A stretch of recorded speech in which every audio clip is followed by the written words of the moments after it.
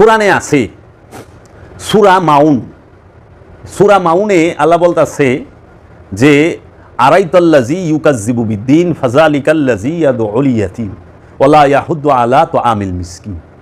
আরাইতাল্লাযী ইউকাজ্জিবু বিদ্দীন, তুমি ওই ব্যক্তিকে দেখেছো যে দ্বীনের উপরে মিথ্যা আরোপ করে। ফাযালিকাল্লাযী ইয়াদউল ইয়াতীম, যে এতিমের হক মাইরা খায়।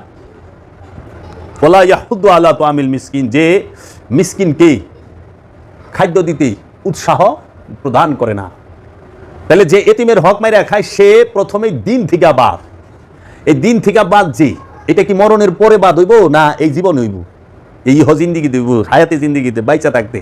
আজকে এতিমের হক মাইরা খাইছি, এতিমের এক বিদ্যার সম্পদ মাইরা খাইছি, বইনের এক বিদ্যার সম্পদ মাইরা খাইছি, ভাইয়ের এক বিদ্যার সম্পদ মাইরা খাইছি, বাইস্তার এক বিদ্যার সম্পদ মাইরা খাইছি, প্রতিবেশীর এক বিদ্যার সম্পদ মাইরা খাইছি। আজকে এই দিন থেকে বাদ।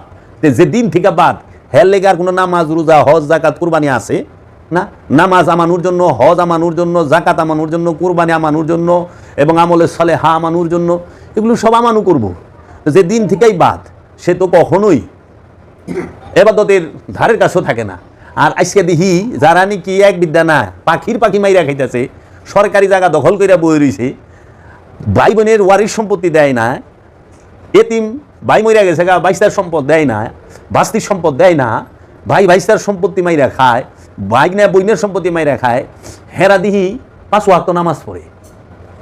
আরে আপনি 24 ঘন্টা জিকির করেন, সর্বক্ষণ নামাজে থাকেন, রোজা করেন, হজ করেন, কুরবানি করেন, যা মন চায় তাই করেন, কোনো লাভ নাই যদি এতিমের হক মাইরা খান। কারণ এতিমের হক মাইরা খেলে দিন থেকেই বাদ। এটা মরণের পরে বাদ হইবেন না, হাসরের মাঠে বাদ হইবেন না, কিয়ামতের দিন বাদ হইবেন না, আপনি পুলসিরাতে বাদ হইবেন না।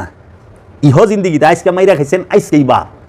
যদি এই নগদের কথাটা বলতো আমাদের শ্রদ্ধা আলেম সমাজ, এই পীরমা শায়েখরা, তাহলে অন্তত বাংলার জমিন থেকে হকদারের হক মাইরা খাওয়ার প্রবণতা কিছুটা হইলেও কমে যাইত।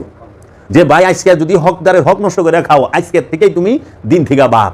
যেই মুহূর্তে খাইবে ওই মুহূর্ত থেকে বাদ।